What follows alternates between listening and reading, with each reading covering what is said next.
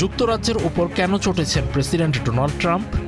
যুক্তরাষ্ট্রের অপকর্মের পুরনো সাথী ইরানের বিরুদ্ধে যুদ্ধ করতে আসেনি বলে ৭ মার্চ সামাজিক যোগাযোগ মাধ্যমে সরাসরি যুক্তরাজ্য ও দেশটির প্রধানমন্ত্রী কিয়ার স্টারমারকে লক্ষ্য করে কড়া বার্তা দিয়েছেন।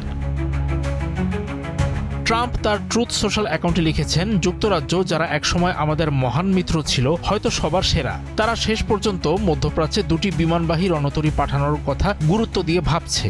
ঠিক আছে প্রধানমন্ত্রী স্টারমার, আমাদের আর সেগুলোর প্রয়োজন নেই, তবে আমরা মনে রাখব যারা যুদ্ধ জয় পাওয়ার পর তাতে যোগ দেয় তাদের আমাদের দরকার নেই।